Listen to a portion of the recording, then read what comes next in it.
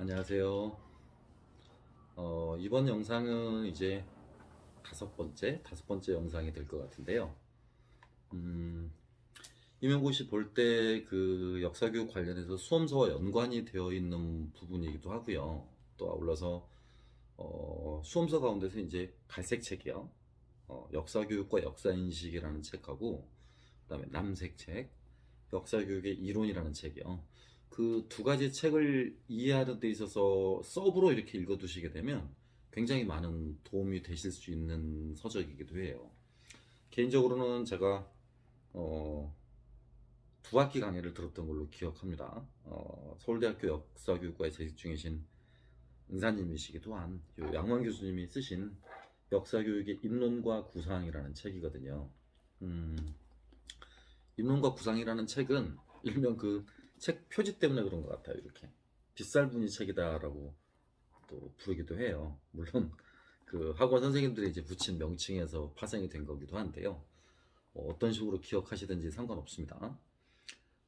이 서적은 실제로 어떤 서적이었었냐면 1990년대 이후로 그러니까 양황 교수님이 서울대학교에서 학부를 마치셨고 그 다음에 스탠포드에서 석사 역사교육 전공하고 석사 박사까지 마치셨거든요. 그래서 이제 학위를 따시고 나서서 이제 들어오셔서 국내로 들어오셔서 1990년대 전반에 걸쳐서 이렇게 쓰셨던 서적 논문들이었어요. 그래서 뭐 역사교육 연구지라든가 사회과 교육 연구지라든가 그다음에 출판사 그 푸른 역사에서 써놨던 포스트 모던적 역사학이라는 그 서적이 있었는데요. 그 서적들에 실린 글의 내용을 지금 이 서적 안에서 다시 재편집을 하고 있어요. 그러니까 쉽게 말하면 이 서적에 있는 내용들은 교수님이 전면 다 새롭게 쓰신 게 아니고요. 기존의 여러 학회지들을 통해서 발표하셨던 논문들을 부분적으로 수정을 하시거나 아니면 또 세 편 정도 논문 같은 경우는 전면적으로 요약을 다시 하시거나 압축을 다시 하셨어요. 그러니까 일부는 완전 새로 쓰다시피 하신 거고 또 일부 내용들은 기존에 있던 논문들을 좀 가다듬어서 이렇게 서적으로 편찬하신 거죠. 양황 교수님의 이 위 교수님이, 그러니까 지도 교수님이 어떤 분이시냐면, 이제 명예교수에서도 퇴임하셨는데요. 예, 윤세철 교수님이랑 이원순 교수님 같으신 분들이었거든요. 윤세철 교수님이랑 이원순 교수님 같은 분들. 우리나라 역사교육 1세대 분들이세요. 그러니까 1950년대 중반에 역사교육지가 마련되어지고 역사교육 연구회가 창립되어질 때 그 창립 멤버에 해당하시는 분이셨죠. 그래서 두 분 다 이제 1970년대, 80년대 이런 무렵에 이제 서울대에서 교편을 잡으셨고, 1980년대 후반에 서울대에 처음으로 이제 역사교육 전공의 연구자 과정이 생겼어요. 그러니까 석박사 과정이 생겼거든요. 그 석박사 과정이 생길 때, 지금 뭐 양환 교수님이라든가 또 뭐 정선영 교수님이라든가 퇴임하신, 그 다음에 교원대 김한종 교수님이라든가 이런 분들이 이제 사사를 받으셨었죠. 그 두 분한테. 뭐 윤세철 교수님이라든가 이원순 교수님이라든가. 그래서 그 내용의 학맥이나 학풍이 쭉 살아있는 글이기도 해요. 학맥이나 학풍은 어떤 거냐면 그 역사학의 기반 위에서 역사교육을 이해하려고 하신 거죠. 그러니까 소위 말하는 교육학의 보조학문이라든가 교육학의 하위학문 또는 교과 교육학의 범주 가운데 하나로서 역사교육을 이해하시려 하던 게 아니고 역사교육학을 독자적인 학문으로 이렇게 세우려고 하셨던 분들이죠. 특히 양황 교수님 같은 경우는 제가 좀, 제 나름대로 개인적으로 굉장히 존경했던 부분이 어떤 부분이냐면, 역사 교과학이라는 표현을 처음 쓰셨어요. 그러니까 당신이 만드신 거죠. 만드신 의중에는 역사 교육론이 홀대를 받고 있다는 생각이 크게 작용하셨던 것 같아요. 그래서, 좀 역사 교육학이 하나의 학문으로 자리를 매김하기 위해서는 교육학의 하위 학문도 아니고, 또 역사학의 하위 학문도 아닌 당당한 독자적이거나 독립적인 학문으로서 탄생해야 된다는 관점에서 교과학이라는 표현을 쓰셨어요. 그 교과학이라는 표현이 제가 굉장히 마음에 들어서 실은 지금으로부터 약 15년, 16년 전인데요. 제가 학원에서 이런 서적을 하나 펴낸 적이 있었거든요. 역사 교과학의 구조라고요. 2005년도에 제가 써낸 서적이에요. 그래서 이렇게 보시면 스키머로 되어 있어요. 스키머로요. 머릿말 부분 써져 있고요. 이 내용 보시면 전부 다 이렇게 스키머 처리돼서 이렇게 요약이 되어 있거든요. 잘 안 보이시죠? 조금만 앞으로 해서 보여드려 볼게요. 이런 내용이 이렇게 돼 있어요.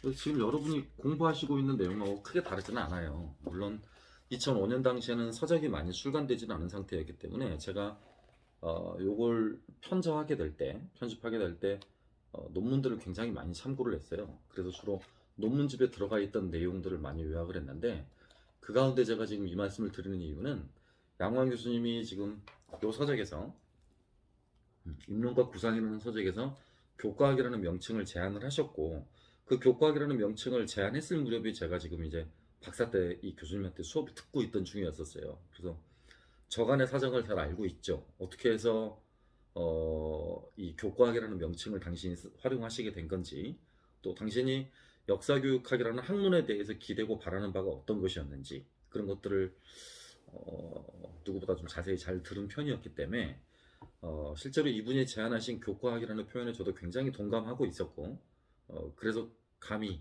좀 이분이 제안하신 표현을 빌려서 학원용 수험서에다 이런 제목을 붙였어요. 역사 교과학의 구조라고요. 물론 교수님을 욕보이게 하는 표현일 수도 있죠. 교수님이 만드신 표현인데 그걸 제자가 좀 이렇게 학원용 상업용 서적으로 이렇게 표현을 바꿔 썼으니까 다소 좀 언짢으셨을 수도 있을 것 같아요. 하지만 이제 진이는 잘 아실 거라고 믿어요. 속마음은 제가 어떤 마음으로 이 표현을 썼는지를 잘 아실 거라고 믿기 때문에 오해는 하지 않으실 걸로 생각됩니다. 예, 좀 다른 얘기가 좀 길었고요. 다시 이 서적 이야기로 돌아오면, 이 서적은 2012년도에 출간이 됐어요. 2012년도에요. 그러니까 논문들이 나오고 나서 대략 10여 년이 지나서 이제 다시 묶여지게 된 거죠. 한 권의 책으로. 토탈 3부로 구성되어 있고요. 15장으로 나눠져 있어요. 3부 15장으로요. 이 가운데 여러분이 보셔야 될 건 전부 다 내용은 아닌데요. 7챕터 정도 내용을 보시면 굉장히 임용고시 공부를 하시는데 배경 지식이 풍부해질 수 있어요. 그래서 이 두 가지 책의 내용이 굉장히 새롭게 다가올 거예요. 이 두 가지 책의 내용이요. 이 갈색 책의 내용과 역사교육의 이론, 이 두 가지 책의 내용이 굉장히 새롭게 다가올 수 있을 텐데, 이제 그 이야기를 짤막하게 좀 해드릴게요. 자, 먼저 요 책의 내용 가운데 이 입론과 구상이라는 책의 내용 가운데는요, 일부 내용에 이런 게 있어요. 일부 내용을 보시면 첫 번째 제목이 1장이 이렇게 좀 보여드릴까요? 이렇게 보이실지는 모르겠는데요. 1장 제목이 역사교과 교육이론의 가능성과 문제점이라는 부분이에요. 역사교과 교육이론의 가능성과 문제점이요. 실제로 요 안에 들어와 있는 내용들은 여기서 처음 담겨 있는 내용은 아니거든요. 노란 책이라고 그래서 그 노란 책 안에 담겨져 있던 내용들이었어요. 노란 책을 제가 잠깐만 좀 보여드릴게요. 요렇게 생긴 서적이에요. 요렇게 생긴 서적이요. 잘 보이실까요? 요렇게 한번 보여드릴게요. 요렇게. 예. 역사교육의 이론과 방법이라는 책인데요. 이게 1997년도에 나왔던 논문집 목록이었거든요. 근데 그 논문집 목록에 첫 번째 장에도 똑같은 제목으로 똑같은 글이 들어가 있어요. 그래서 약간 손을 보셔서 요 책 일부로 들어가 있죠. 요 책 일부. 그럼 왜 이 일부의 1장 안에 들어가 있는 역사교과 교육이론의 가능성과 문제점이라는 글이 왜 중요하냐면, 슐만이 말한 교사에게 요구되는 지식의 종류가 처음으로 소개된 책이에요. 그게 소개됨으로써 내용과 방법간의 대립을 해결했다라는 평가를 받고 있고요. 교사들의 전문성 신장을 위해서는 무엇보다 교수 내용 지식이 중요하다는 걸 강조하게 됐고, 전문성의 상징으로서 간주되기 시작하게 됐죠. 그래서 처음으로 이제 모든 교과 교육은 우리 과뿐만은 아니에요. 수학과도 심지어는 그랬고요, 국어과도 그랬고요, 사회과도 그렇고요. 처음으로 이제 PCK라는 개념이 도입되어서 2000년대 초반에 굉장히 많은 글들이 쏟아져 나오게 됐어요. 모든 교과 교육학 분야에서. 제가 박사할 때도 우리 과뿐만이 아니라 타 교과들에서 활용하고 있는 슐만 관련한 논문들을 굉장히 많이 읽어봤거든요. 또 제가 석사학위 논문이 그쪽 영역이어서 관련한 주제들을 굉장히 많이 읽어봤는데, 실제로 뭐 우리 과에서 다루고 있는 것만큼 그렇게 자세하거나 디테일하지는 않았던 것 같아요. 다른 교과들에서 다루고 있는 내용들이. 그래서 정리하면 요 입론과 구상이라는 책 1장 안에 들어와 있는 내용은 여기 노란 책 안에 들어와 있는 1장이라는 내용이 중요하고, 또 여기서 소개되고 있는 교수 내용 지식이라는 개념이 파란 책에도 들어가 있고 또 남색 책에도 일부 들어가 있고 하잖아요. 그래서 기출문제를 풀 때나 또는 교수 내용 지식에 대한 완벽한 이해를 하고자 할 때 굉장히 좋은 글이 될 수 있어요. 일부 안에는 그것 말고도 나머지 네 장의 글이 더 있는데요. 임용 시험과는 직접적으로 연관은 없어요. 그래서 제가 소개해드리진 않을게요. 혹시나 만약에 역사교육을 전공한 대학원생들이라면 언제든지 저한테 물어보시면 제가 해당되는 부분을 잘 소개해드릴게요. 하지만 학부생들이나 아니면 임용고시 수험생들한테는 적합하지 않은 내용이니까요. 읽어보시더라도 1장 빼고 일부 안에 4챕터는 읽어보지 않으셔도 돼요. 그 다음에 2부 안에서는 두 장 정도를 읽어보시면 굉장히 좋은데요. 2부 제목이 역사 서술과 역사 인식이라는 부분인데 역시 5장으로 편제되어 있어요. 그 가운데 1장과 3장 읽어보시면 좋아요. 1장이 역사 교과서의 서술 양식과 학생의 역사 인식이라는 글이거든요.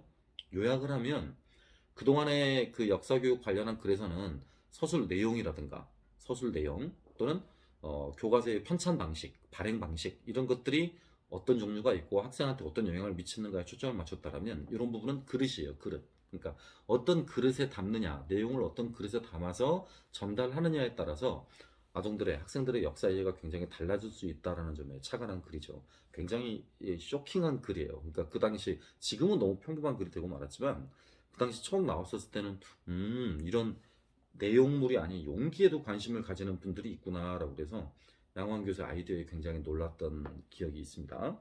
그다음 3장이 내러티브와 역사 인식이라는 글이에요. 내러티브와 역사 인식이요. 아시다시피 그 양호한 교수가 쓰신 글 가운데 하나가 내러티브의 특성과 역사학습에서의 활용이라는 글이 있고요.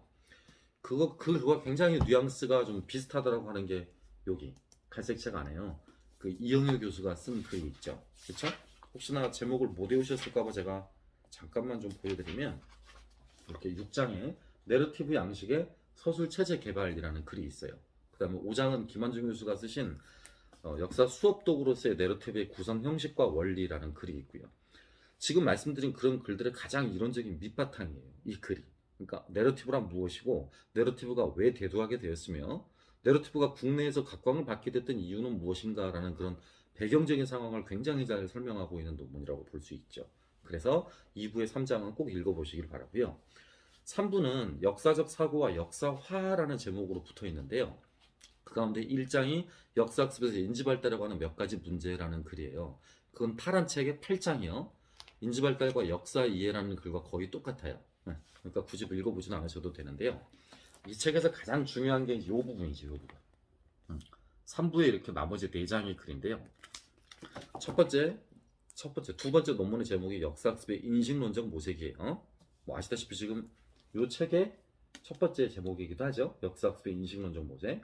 그 다음 장의 제목이 역사적 사고의 한계와 역사화의 가능성이에요. 그러니까 역사학습의 인식론적 모색 안에 역사화의 개념이 등장하잖아요. 근데 이 서적 안에 등장하는 역사화의 개념은 역사화라는 의미를 여러분이 쉽게 이해하실 수 있게 쓰여진 내용은 아니에요. 그걸 조금 더 쉽게 이해시켜주는 논문이 요 글의 3장 역사적 사고의 한계와 역사화의 가능성이라는 글이에요. 그래서 역사화의 의미를 조금 더 정확히 알고 싶으시다면 이 입론과 구상 3장을 꼭 한번 읽어보시기를 바래요. 물론 강의를 들으신다면 중간에 제가 한번 소개를 해드릴 거고요. 말씀을 해드릴 거고요. 그 다음 4장의 제목이 역사교육의 목적을 다시 묻는다라는 글인데요. 이 책과 연관되어 있죠. 우리 시험 문제 때 기출되었었던 리어 화이트의 역사교육의 목적. 그 다음에 제가 맨날 강조하고 있는 이인호와 정현백의 역사교육의 목적을 둘러싼 논쟁. 그 부분이 소개되었던 글이기도 해요. 그러니까 이 글 안에 보면 역사교육 목적론 1장 안에 있잖아요. 남색 책 안에 1장에 여기 역사교육 목적 논의의 허와실이라는 부분이 있어요. 그 부분에 바탕이 되었던 글이에요. 그러니까 요 책의 1장을 읽어보시거나 역사교육 목적론에 관해서 기출문제를 풀어보시거나 조금 더 이해하고 싶으시다면 요 책의 4장을 읽어보시면 굉장히 도움이 될 거고요. 마지막 요 입론과 구상 안에 맨 5장 안에 들어가 있는 글이 집단기억, 역사의식, 역사교육이라는 글인데요. 요건 최근에 강조되고 있는 기억으로서의 역사학에 대한 대비되는 의미나 반대되는 의미로서 카운터 메모리를 쓰거든요. 대한기억 또는 사적기억이라는 표현을 쓰는데요. 그 관점에서 접점을 이어줄 부분이에요. 그러니까 기억과 역사 교육 이 부분에 접점을 이어줄 게 역사 의식이라는 개념인데 요한 루이센은 웨른 루이센의 글을 가장 잘 소개하고 있는 글이기도 합니다. 그래서 루이센의 말을 하고 있는 전전 비발의 4단계요. 그 4단계 내용에 사례도 들어가 있고요. 베이스를 이루는 글이기도 해요. 그래서 오늘 소개해드린 요 책 내용 가운데서는 1, 2, 3부 가운데 3부가 제일 중요해요. 3부가. 그래서 3부의 글은 가급적이면 좀 다 읽어보셨으면 하는 바람이에요. 물론 책이 있으신 분들의 하나는 이야기지 굳이 서적을 구입하시라고 강요하는 건 아닙니다. 그래서 앞에 지금 말씀드린 요 서적 어떤 특성을 지니고 있다라는 걸 대략적으로 말씀드렸으니까요. 요 두 가지 서적을 읽으실 때, 요 두 가지 서적을 읽으실 때 조금이나마 좀 도움이 되셨으면 좋겠어요. 요렇게요. 요렇게 세트로 한꺼번에 읽으시면 도움이 되겠죠? 그죠? 네. 오늘은 5번째 영상 촬영이었는데요. 역사교육 서적 관련해서 입론과 구상이라는 책을 소개해 드렸습니다. 다음번에 또 더 좋은 영상으로 찾아뵙도록 하겠습니다. 고맙습니다.